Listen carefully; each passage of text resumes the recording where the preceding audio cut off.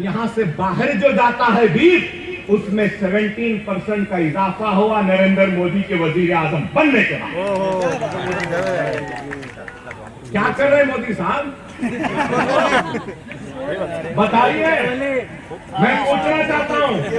17% export बढ़ गया और यहाँ पे बोलते बैन कर दिए। कई लोग आ रहे हैं मगरमच्छ के आंसू बहाते हुए यहाँ पर। अरे आपको गौर करना होगा कि अगर एक तरफ ये बीजेपी ये सेना है तो दूसरी तरफ कांग्रेस है। बड़ा अफसोस होता है शिवसेना, अरे मैं तो कहूंगा कि 100 दिन की बेगैरत और बेशर्मी की जिंदगी से एक दिन की गैरत की जिंदगी बेहतर। इंतखाबात से पहले शिवसेना बेइज्जती उठाती रही, बेइज्जती का टोकरा उठाती रही। नरेंद्र मोदी दबाता रहा, सेना दबती रही। नरेंद्र मोदी डराता रहा, ठाकरे डरते रहे। एक भी सीट नहीं देता बोला, खामोश सुन लिए। इलेक्शन हो गया, उसके बाद भी कितनी बेइज्जती, कितनी बेइज्जती। इनके लीडर को लेकर रेलवे मिनिस्टर बना दिया, अरे इतनी बेइज्जती। और फिर हिंदुत्व के चैंपियन, अरे हिंदुत्व के चैंपियन बनने से पहले इज्जतदार बनना सीखो। एक नंबर। इतनी बड़ी बेइज्जती, कैसी बेइज्जती पे बेइज्जती, क्या क्या बोल दिए। बेइज्जती का हाल लिए फडणवीस के हलफ बर्दारी में चले जाते हैं। नहीं बुलाए तो भी चले गए, मिनिस्टर्स नहीं दिए तब भी बैठे रहे, फिर गिनती के दे दिए, ये लेते लियो नहीं लेते मत लो, हाँ सरकार दे जो बेगलती होगी। एक नंबर। आज यही शिवसेना है, नहीं मालूम मुझे। क्या बाला साहब बाल ठाकरे के वक्त भी शिवसेना ऐसी ही थी जो आज हो गई? अरे तुम्हारी गैरत को क्या हुआ मैं पूछना चाहता हूं। और आज महिला संगठन खरीद करते हैं कि रिजर्वेशन होना है तो पाकिस्तान जाओ। अरे बाल ठाकरे या बाल ठाकरे की जमात या उद्धव ठाकरे, कोई भी ठाकरे होने दो, पाकिस्तान नहीं जाएंगे। इन्हों बोल दिया हम चले जाए।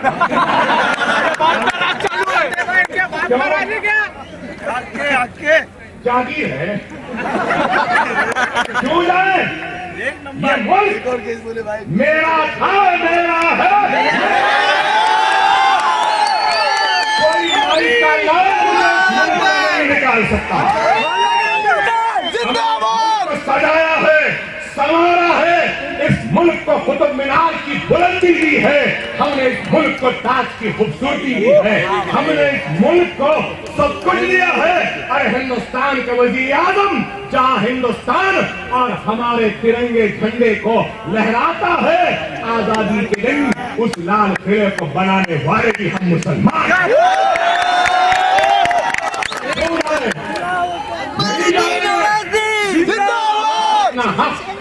लेकर रहेंगे, जमहूरी जिद्दोजहद करेंगे, अपने हक को हासिल करेंगे। और आज हमको किसी से डरने या घबराने की बात नहीं है।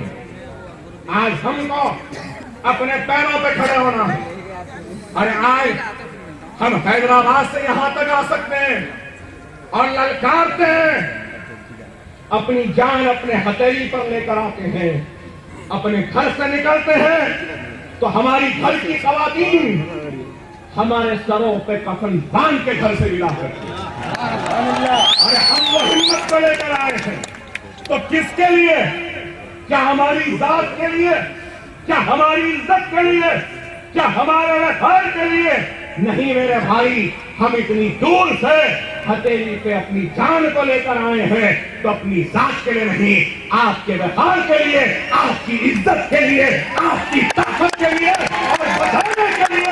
ये मुसलमान ये जिंदा है, हमको मुर्दा ना समझो। हम मुर्दा नहीं है। हार और जीत तो अल्लाह के हाथ है, लेकिन ये जरूर कहूंगा कि इस सरों के समंदर को देखकर तो लोगों को मालूम हो गया कि हमारी ताकत क्या है। अरे हार और जीत तो अल्लाह के हाथ है। मेहनत करना, कोशिश करना हमारा काम है। लेकिन आज अगर ये एक तरफ ये बीजेपी सिर्फ सेना है तो दूसरी तरफ कांग्रेस है। क्या है कांग्रेस? 60 वर्ष से हमारा इस्तेसाल करने वाली, हमारा इस्तेमाल करने वाली, हमको लूटने वाले लुटेरों के कारवां का नाम कांग्रेस है।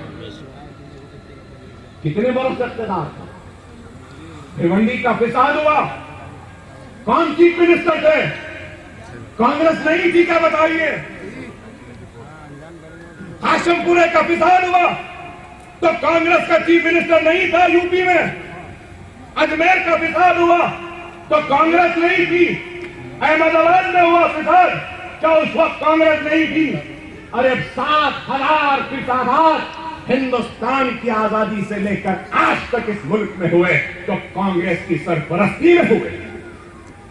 और 7 महीने नरेंद्र मोदी के इख्तियार में, अब तक के इख्तियार में, नरेंद्र मोदी के इख्तियार में हिंदुस्तान में कितने फिसादात हुए आपको मालूम? 600 फिसादात हुए। 600। अब तक 600 फिसाद हो चुके। तो फिर बताइए ये कहां का सबका विकास, सबका साथ है? कौन सा विकास हुआ, कौन सा साथ हुआ सबका? अरे ये बात आज कांग्रेस हर वक्त सिर्फ बीजेपी सेना का डर हमको दिखाती रही और हमारे वोटों को हासिल करती रही। लेकिन आप बताइए, रिजर्वेशन देना था तो 15 दिन पहले क्यों दिए? 15 महीने पहले देना था, 15 साल पहले देना था। किसने तुमको रोका था? किसी ने रोका था इनको? नहीं दिए। इस वास्ते नहीं दिए क्योंकि हमारी आवाज नहीं थी, हमारी ताकत नहीं थी, हमारा इत्तेहाद नहीं था, हमारी जमात मजलिस जैसी कोई जमात नहीं। अगर होती तो ये क्या, इनके बाप को भी देना। और आज कह रहे हैं मजलिस आई है, सेक्युलर वोट बांटेगी।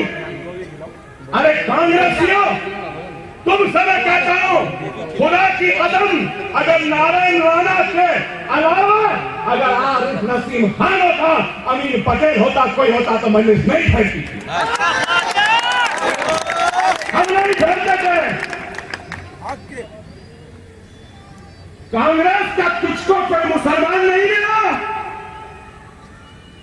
क्यों नहीं फैलाया? महाराष्ट्र में मजलिस आई तो आज कहता हूं, क्या अमीन पटेल हारे? क्या आरिफ नसीम खान हारे? क्या वो असीम हारे? क्या हमारे गांव से कोई हारे? अरे अल्हम्दुलिल्लाह, अल्लाह ने हमको महफूज रखा, हमारी वजह से कोई हमारा भाई नहीं हारा।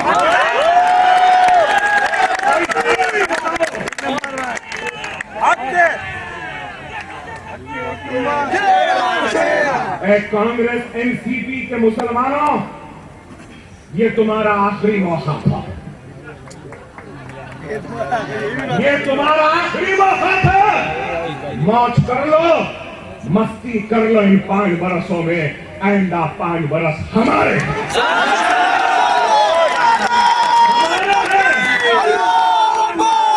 तारीख के पन्नों में तुम्हारा नाम गुम जाएगा और मुस्तकबिल में नाम मजलिस का होगा।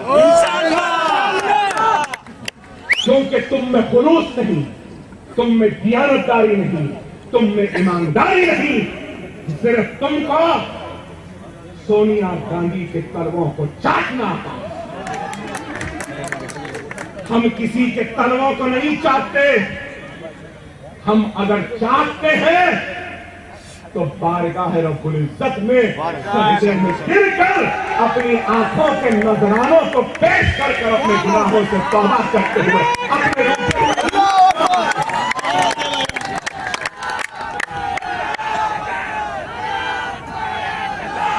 तुम मुसलमान हो, मुसलमान का नाम लेने की तुम में हिम्मत नहीं।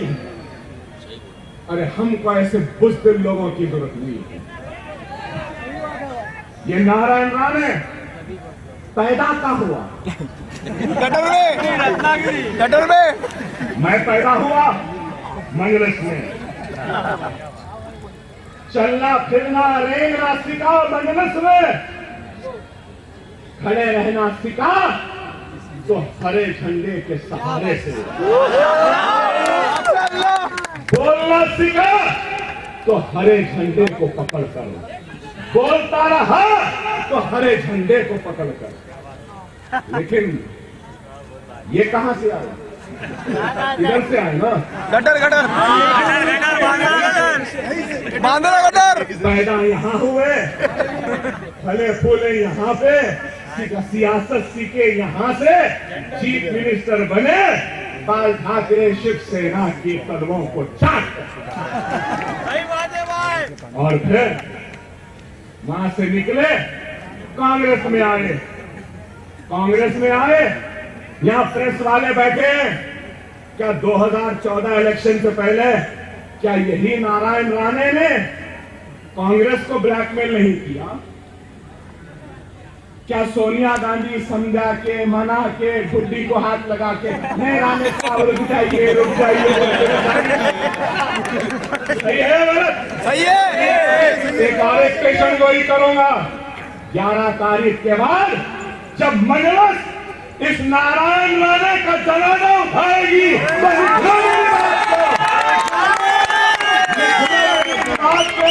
ये नारायण राणे इल्जाम लगाएगा। क्या इल्जाम लगाएगा? बंबई का सदर हमारा साथ नहीं दिया, साबिका एमपी सुनील दत्त की बेटी हमारा साथ नहीं दिए, ये लोग साथ नहीं दिए, इस वास्ते में बीजेपी ज्वाइन कर रहा हूं। बोलेगा बीजेपी में जाए। लिख लेना मेरी बात को। अरे ये क्या है मालूम आपको? ये पूरे जितने कांग्रेस के हैं, ये अमीन पटेल, ये आरिफ नसीम, ये दूसरे जितने हैं, ये गुम्मद इख्तियार के कबूतर हैं। सही बात है। इख्तियार का जो गुम्मद होता है ना, उस पर बैठने वाले कबूतर हैं। इनको इख्तियार नहीं रहा तो ये जी नहीं सकते। लेकिन हम इख्तियार ना हो या ना रहो, हम जीतो या हारो, हम हर हाल में जीना जानते हैं और अपने हक के लिए लड़ना जानते हैं। हम किसी के मोहताज नहीं है। हम मोहताज हैं तो सिर्फ रब्बुल आलमीन के मोहताज हैं। हम और किसी के मोहताज नहीं। हमको डर है तो दुनिया का डर नहीं है। हमको डर है तो इस बात का डर है कि क्या जवाब देंगे जब अल्लाह के सामने हम हाजिर होंगे। हमारा ये है, हम इख्तियार के लिए नहीं। अरे बताइए, आरिफ नसीम खान, अमीन पटेल, ऐ कांग्रेसी मुसलमानों, मैं तुमसे पूछना चाहता हूं, श्री कृष्णा कमेटी की रिपोर्ट को टेबल करने का जब मुतालिबा हुआ था तो यही नारायण राणे ने कहा अगर श्री कृष्णा की रिपोर्ट टेबल होगी तो महाराष्ट्र जलेगा, बंबई जलेगा, तुम इसको टेबल नहीं कर सकते। क्या नारायण राणे ने नहीं कहा था? मेरे भाई बताओ। अरे मैं कहूंगा मंगलस अगर 10 से 15 एमएलए जीत जाती है महाराष्ट्र में तो खुदा की कसम श्री कृष्णा कमेटी में जितने मुजरिमीन हैं उनके हाथों में हथकड़ियां पहनाएंगे। उस वक्त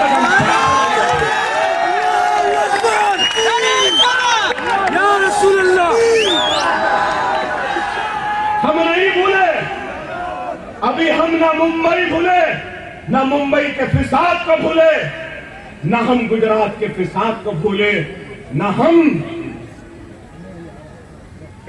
हाशमपुरे के फिसाद को भूले। मुझ पे तनकीद करेंगे करने वाले। बताओ 87 में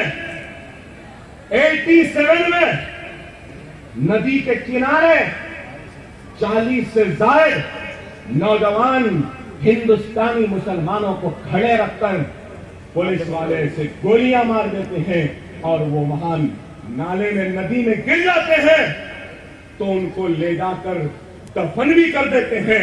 उनके घर वालों को खबर तक नहीं करते कि वो जिंदा है या मर गए।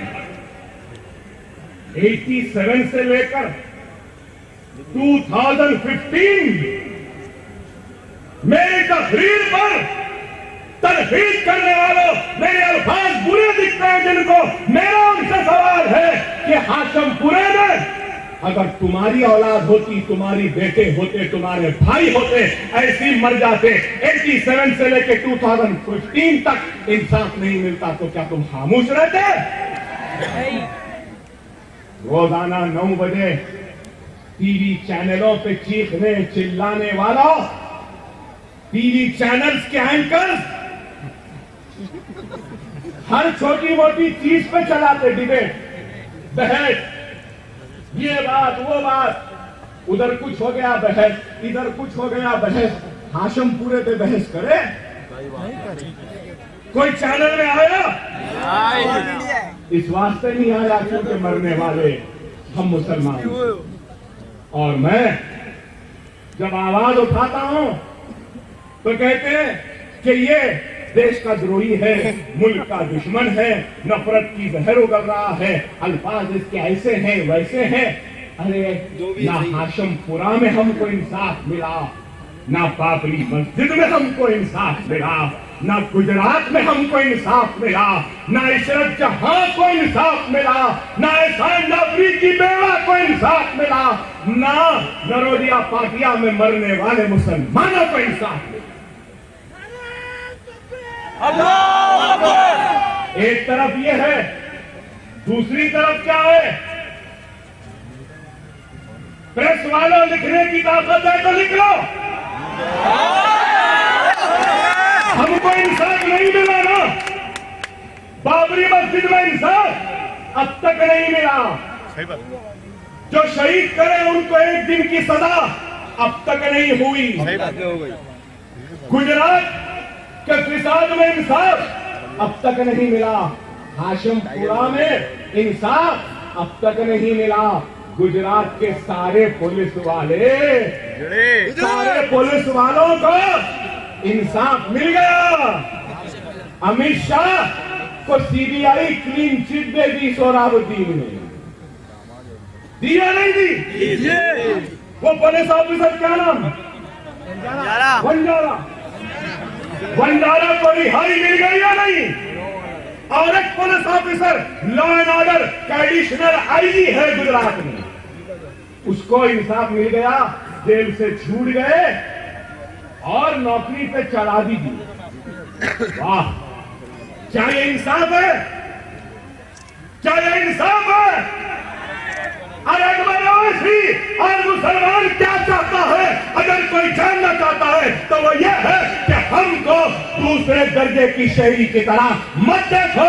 इस मुल्क पर जितना नरेंद्र मोदी का हक है उतना अकबरुद्दीन ओवैसी का भी हक है।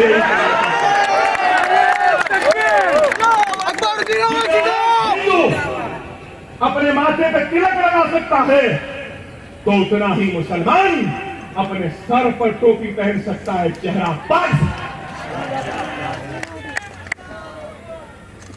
हमारे दाढ़ी को देखकर शक की उंगलियां हम पर ना उठाओ, हमारी टोपियों को देखकर हमको मशकूक ना समझो। अरे खुदा ना खास्ता अगर इस मुल्क की हिफाजत का या कुछ खतरे का वक्त आएगा तो सबसे पहले इस मुल्क की सरजमीन की हिफाजत के लिए अपने गलों को, अपनी गर्दनों को, अपने सीनों को और इस मुल्क की सरजमीन को अपने खून से भिगोने वाले कोई और नहीं, हम मुसलमान हैं।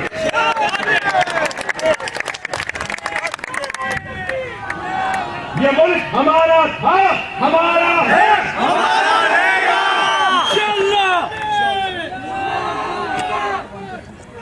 अरे बेवा की तरह मेरा सुहाग उजड़ गया, सुहाग उजड़ गया। कहने वालों का नाम मजलिस नहीं है। बेवा की तरह दीवार पे अपने चूड़ियां तोड़ने वाले का नाम मजलिस नहीं है। हम अपने हक के लिए तुम्हारे गिरेबानों को पकड़कर हक हासिल करना भी जानते हैं। क्या बात है। हम बेईमान नहीं। अरे आज इनकी कोशिश है, दिल्ली से लेटर आया, हैदराबाद को भेजे, तेलंगाना गवर्नमेंट को भेजे, कौन दिए राजनाथ सिंह कि अकबरुद्दीन ओवैसी को नासा में गिरफ्तार करो, नेशनल सिक्योरिटी एक्ट। क्यों मैं दहशतगर्द हूं? बढ़ गई। और कहते हैं कि इसको जेल में डालो 1 साल तक।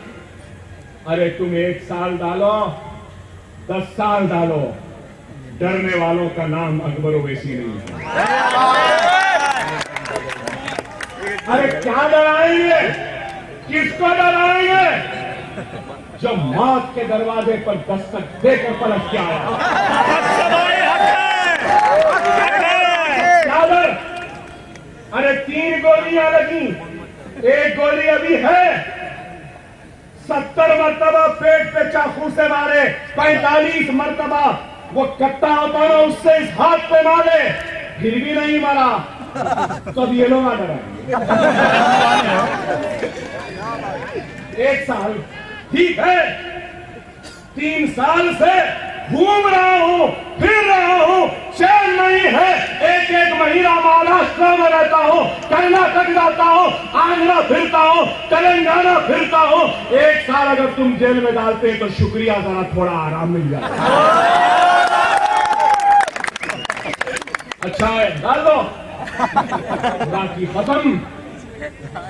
अगर सूली पे भी चढ़ना पड़ा तो अकबरुद्दीन ओवैसी मुस्कुराते मुस्कुराते तख्तेदार तक चढ़ जाएगा, लेकिन खुदा की कसम उसके बाद भी ये गर्दन तुमको झुकाई हुई नजर नहीं आएगी।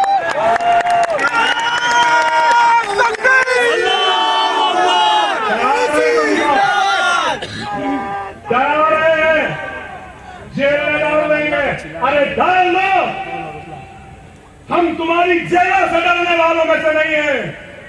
इज़ारे हक से मुंह नहीं मारेंगे, जंगलों का रुख कर लेंगे, इन गर्दनों में सांप और बिच्छुओं को पहना लेंगे, इन हाथों में सांप और बिच्छुओं को दूध पिला लेंगे, जंगलों में झाड़ों के जड़ों को काट कर अपना पेट भर लेंगे, लेकिन खुदा की कसम इज़ारे हक से कभी मुंह नहीं मोड़ेंगे।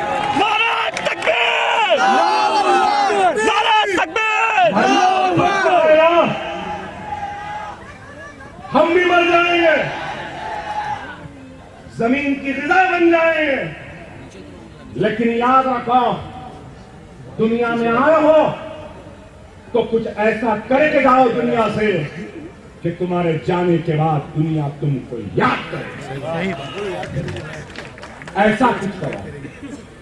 हर कोई अपने लिए, अपने माँ बाप, अपने बीवी बच्चों, अपने घरदार के लिए जीता है, जरूर जिए, लेकिन उसके साथ ही साथ अल्लाह के लिए और अपने मुल्क हिंदुस्तान के लिए और इस मुल्क में रहने बसने वाले मोहम्मद मुस्तफा सल्लल्लाहु अलैहि वसल्लम की उम्मतियों के लिए भी जिए। नहीं तो मेरे भाई फिर हम में और दूसरों में कोई फर्क नहीं है। खुदारा मेरे भाई, हालात की नजाकत को समझो। ये लोग हमारे अपने नहीं हैं। आज कहते हैं मजलिस आएगी तो फुला जीत जाएगी, ये जीत जाएंगे। अरे मजलिस नहीं ठहरी तो क्या कांग्रेस एनसीपी का चीफ मिनिस्टर बन जाएगा? बन जाता क्या बताइए? ठीक है, अगर कांग्रेस एनसीपी का चीफ मिनिस्टर बनता है चलो ये भी यहाँ पहले से कौन है? सेना की सीट है, तो क्या हो रहा है? अरे मैं कह रहा हूं अल्लाह को हमने देखा नहीं है, अल्लाह को निशानियों में पहचानते हैं। और मैं इस इलेक्शन में और इस इलेक्शन से पहले इलेक्शन में शिवसेना के उम्मीदवार की जीत और उसकी मौत में हमारी जीत देख रहा हूं। मैं यकीन से कह रहा हूं, यकीन से कह रहा हूं, पूरे एतमाद के साथ, पूरी जिम्मेदारी के साथ कह रहा हूं, अगर मेरा एक एक भाई अगर मुझे वोट दे देगा, मजलिस को दे देगा, तो हमारी जीत यकीनी है, यकीनी है, यकीनी है। हमारी सबसे बड़ी कमजोरी क्या है मालूम? साल के 5 महीने, 5 साल हम हर दिन हर एक को कोसते हैं, हर एक पे रोते हैं, हर एक पे इल्जाम लगाते हैं। अरे ये कमबख्त ऐसा नहीं करा, ये बदमाशी ये नहीं करा, ये रोड डाल तो बोला नहीं डाला, वो लाइट लगा तो बोलो नहीं डाला, अच्छे खोलियां बना तो बोला नहीं बनाया, पानी दे तो बोला नहीं बोला। 5 बरस यही बोलते रहते हैं और जब वक्त आता है इंतकाम लेने का तो घरों में बैठ के आराम करते हैं, या नहीं तो कोई कुछ ला के दे दिया तो ले लेते हैं, खामोश बैठ जाते हैं। अरे नहीं मेरे भाई, मैं दावे से कह रहा हूं, पहले भी लोग देते थे होंगे, पहले भी देते थे। क्या देते थे? अक्लमंद को इशारा काफी। मजलिस आने के बाद डबल मिल रहा, डबल पहले जितना मिलता था ना उसका डबल मिलेगा इंशाअल्लाह। अब नारायण राणा है तो 10 गुना देगा। भाई आपकी चीज को कभी नहीं बोलो, नहीं बोलना। बाप को बाप नहीं बोले, हमको बाप बोल रहे हैं। जो दिए लेना और फिर किसको क्या देना है, जो दे रहे उनसे ले लो और जो काम करना है अपना करो। याद रखो 90% पोलिंग होनी चाहिए हर वक्त। हमारी पोलिंग 30%, 40%। अरे हिंदुस्तान में क्या हुकूमत हमारी है? क्या फौज हमारी है? क्या पुलिस हमारी है? क्या इख्तियार हमारा है? क्या दौलत हमारी है? क्या ताकत हमारी है? क्या कुव्वत हमारी है? अरे हमारे पास कुछ भी नहीं है, लेकिन एक चीज है, बड़े बड़ों को हमारी चौखटों की धूल चाटने पे मजबूर कर सकते, वो हमारा वोट है। वोट तो है ना, वोट है ना, तो उस वोट को इस्तेमाल करो, अपने गुस्से का इजहार करो, अपनी नफरत का इजहार करो, अपने गम का इजहार करो, अपने उम्मीदवार को जिताने की खुशी का इजहार करो। अगर वोट इस्तेमाल नहीं करेंगे तो क्या फायदा? लोग ऐसी कहेंगे, हाँ अकबर ऐसी, हाँ आया तो लोग आ जाते हैं, भीड़ उमड़ पड़ती है, मजमा जम जाता है, इसलिए कि अकबरुद्दीन ओवैसी अच्छा बोलता है। अरे नहीं मेरे भाई, मैं अच्छा नहीं बोलता हूं, मैं अपने दिल को आपके कदमों के नजर करता हूं। मैं मुसलमानों के दर्द को आपके सामने लाता हूं, मुसलमानों के खून के हक को अदा करने की आपसे उम्मीद करता हूं, और कुछ नहीं मेरे भाई। अरे आज दुश्मन है, हो सकता है कि कल को मैं जिंदा भी ना रहूं, कि कोई मुझे गोली मार दे, मर जाऊं, होगा क्या? मर जाऊंगा। बाज लोग जनाजे में आएंगे, बाज लोग तकफीर में आएंगे, बाज लोग फिर एक खबर पे 4 फूल चढ़ा देंगे, कुछ रोएंगे, भूल जाएंगे, खत्म हो जाएगा। नहीं मेरे भाई, मैं मुसलमानों के दुख तकलीफ का गम लेकर तुम्हारे पास आया। मैं हाकिम पूरा अकबरुद्दीन ओवैसी गम लेकर आया हूँ। मैं मुजफ्फरनगर के मुसलमानों का गम लेकर आया हूँ। मेरी लुटी हुई इज्जत और इस्मत की दास्तानों को लेकर आया हूँ। मेरे बहते हुए खून को लेकर आया हूँ। मेरी जलती हुई बस्तियों के शोलों को लेकर आया हूँ। ऐ मेरे प्यारे मुसलमानों, क्या तुमको मेरे गम का अंदाजा नहीं है कि मेरा गम तुम्हारी इज्जत नहीं, क्या मेरी आबरू तुम्हारी आबरू नहीं, क्या मेरे घर तुम्हारे घर नहीं? बताओ मुसलमान, खुदा बताओ। अरे इस आंख से आंसू झलकने के लिए बेताब है, बेचैन है, लेकिन रोक रहा हूं इन अश्कों को बहने से, इसलिए कि दुनिया ये न समझे कि मुसलमानों का हायत कमजोर।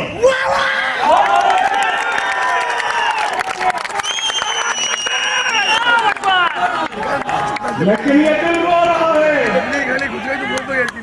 ये दिल रो रहा है, इंसाफ के लिए पुकार रहा है, हक की आवाज को बुलंद कर रहा है। ऐ मेरे प्यारे भाइयों, तुम इस गुनहगार की आवाज को कमजोर करने नहीं दो। इंशाअल्लाह। अगर मेरी अल्फाज में कोई गलतियां हैं तो माफी चाहता हूं। कुछ भूल गया तब भी माफी चाहता हूं, लेकिन मैं जरूर कहूंगा, इस मजमे में खड़े एक एक फर्द से और मेरी आवाज जहां जहां तक जा रही है, घरों में बैठे मेरी मां और बहनों, बुजुर्गों, नौजवानों से या फिर इंटरनेट के जरिए भी मेरी अल्फाज को सुनने वाले मेरे प्यारे भाइयों, मैंने तो अपना हक अदा कर दिया। अगर तुम अपना अदा नहीं करेंगे तो खुदा की कसम हश्र के मैदान में तुम्हारा दामन पकड़ूंगा और कहूंगा, अल्लाह ये मैं गवाह हो, ये लोग गवाह है कि मैंने इनको वास्ता दिया था, लेकिन फिर भी ये लोग नहीं होते। अब इंशाअल्लाह होगी मुलाकात, इंशाअल्लाह होगी मुलाकात। मैदान हश्र में तुम होंगे, मैं होगा और हमारा अल्लाह। खुदा के लिए जमहूरी जिद्दोजहद पे यकीन रखो।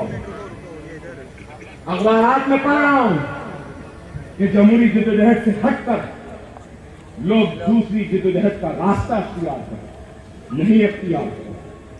जमहूरी जिद्दोजहद करो, दस्तूर के दायरे में रहो। अभी हम जिंदा हैं, अभी हम जिंदा हैं, और जब तक जिंदा है हम तुम्हारे हक के लिए लड़ेंगे, मरेंगे, और वक्त आया तो मिल भी जाएंगे। लेकिन ये भी पैगाम देना चाहूंगा कि मुसलमानों के साथ जितनी नाइंसाफी हुई, उसके बराबर की नाइंसाफी हिंदुस्तान के दलितों के साथ हुई। अहमदनगर में दलितों को जिंदा जला दिया। कौन जाके उनके घरों में बैठकर पुरसा दिए? मजलिस ने दी, असदुद्दीन ओवैसी साहब गए। पार्लियामेंट में आवाज किसने उठाई? मजलिस ने उठाई। अरे आज मैं अपने दलित भाई से कहूंगा कि तुमने सबका साथ दिया ना, एक मर्तबा हमारा भी साथ देकर देख लो। दलितों को ऐसा हक देंगे, ऐसा हक देंगे कि आपको हम में बाबा साहब अम्बेडकर ने बनाएंगे।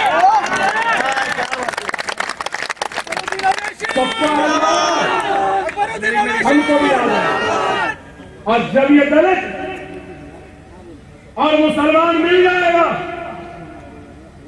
तो दिल्ली का तख्त हमारा होगा इंशाअल्लाह। और दिल्ली के तख्त पे मुसलमान नहीं, अकबर ओवैसी वादा करता है, अगर दलित और मुसलमान मिल जाएंगे तो हम मिलकर हिंदुस्तान के वजीर आजम के कुर्सी पर एक दलित को बिठा दिया। क्या बात है। उठो उठो, आज मैं कहूंगा कि आज कोई नहीं है हक के लिए आवाज उठाने वाला, सिर्फ मजलिस है और हम हैं। इंशाअल्लाह ताला हम आवाज उठाएंगे और इदारे हक से कभी मुंह नहीं मोड़ेंगे। आज हमारे 7 एमएलए हैं तेलंगाना में। हमारा बजट कितना है? 1000 करोड़ से ज्यादा। परसों 2 दिन पहले हमारी असेंबली खत्म हुई, गड़बड़ करा में चीफ मिनिस्टर उठ के बोला पहली क्लास से लेके 10th क्लास तक के बच्चों को, 1st से 5th तक के बच्चों को जो स्कूल जाते हैं बस पास फ्री, 5000 रुपया स्कॉलरशिप और 5th से 10th के बच्चों को 8000 scholarship, pre matric scholarship, post matric scholarship. मुसलमान बच्चे अगर लंदन अमेरिका जाके पढ़ना चाहते हैं तो हमारी हुकूमत उनको पैसा देगी ताकि वो जाकर पढ़ सकें। गरीब बच्ची की शादी तो हुकूमत 51,000 रुपया दी।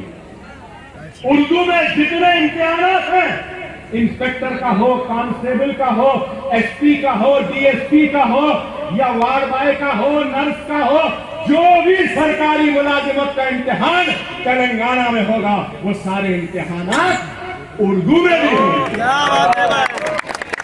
और सारे तकरीरात में यहाँ कितने % रिजर्वेशन है? 5% ना, खत्म हो गया ना। हमारे पास कितना देते बोले मालूम आपको? नहीं मालूम। हमारे चीफ मिनिस्टर बोले 12% देंगे। हम साथ हैं ना, तो इतने काम है। अरे महाराष्ट्र के मेरे प्यारे भाइयों, वहां हम बहुत कम हैं, यहां बहुत ज्यादा है। अगर हमारे 15-20 एमएलए आ जाएंगे तो इंशाअल्लाह 12% तहफुज़ात हमको यहाँ पे महाराष्ट्र में भी हासिल करेंगे। पाकिस्तान जाओ बोलने वालों को जाना पड़ेगा यहाँ से।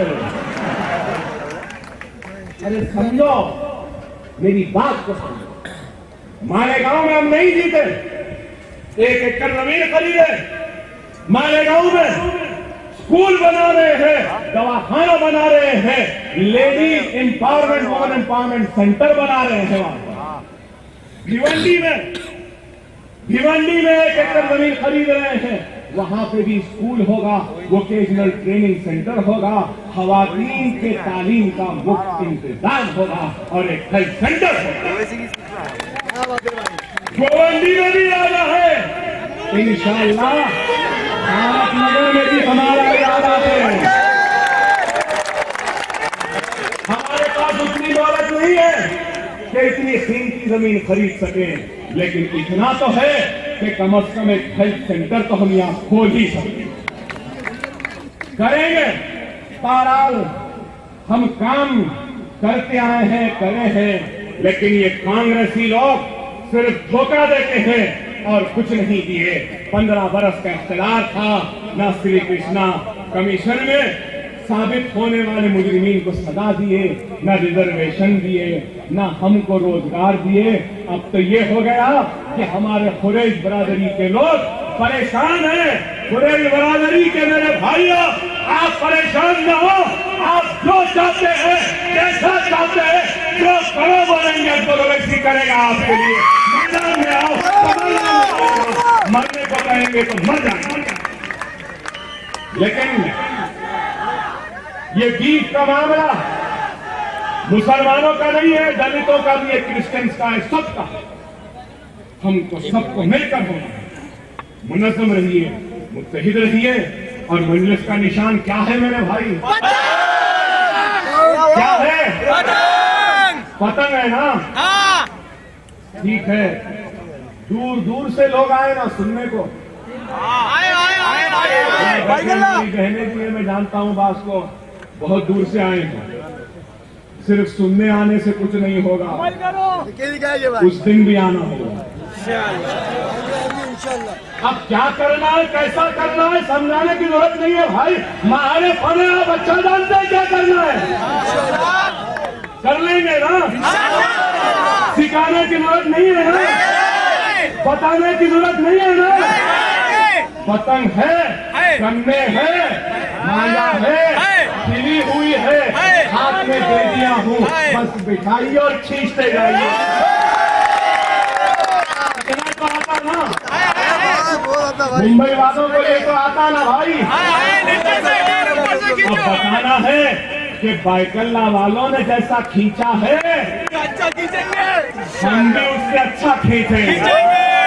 खींचेंगे ना भाई, ऊपर से खींचेंगे। बातों में ना हो, बहकावे में ना हो। आप अपना एक एक वोट इस्तेमाल करो खुदा के लिए, सबसे बड़ी ताकत। करेंगे करेंगे करेंगे करेंगे ना। पहले जिन्होंने दिया उनको भी देना है, और पहले इलेक्शन में जिन्होंने नहीं दिया उनको पहले का और ये दोनों देना। कब नहीं दिए थे ना, देना है। बाजू वाले को भी लेकर आएंगे। इंशाअल्लाह ताला दुनिया देखेगी, हैरत में रहेगी। इंशाअल्लाह हम जीत के निकलेंगे, इंशाअल्लाह जीतेंगे ना। जितना हो सकता करो इंशाअल्लाह, और भी जलसे हैं इंशाअल्लाह मुसलसिल होंगे। अब तो शुरू हुआ है मेरे भाई, आज तो अल्लाह ने बोल के पहला दिन है। अभी जबान थोड़ा थोड़ा खुली है, अब और खुलेगी और खुलेगी और खुलेगी और खुलना है और खुलना है और सुनना है और दबा के खींचना है। जितना है कहाँ हो, अब मेरी ताकत, मेरा हदिया, मेरी हिम्मत क्या है।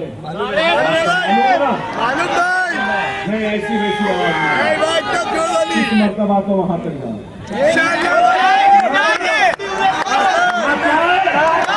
मालूम ना, नारे तकबीर, नारे तकबीर, नारे तकबीर। इंशाअल्लाह ताला मजलिस इत्तेहाद अल मुस्लिमीन आपकी कामयाबी होगी। वाक़िअ दावत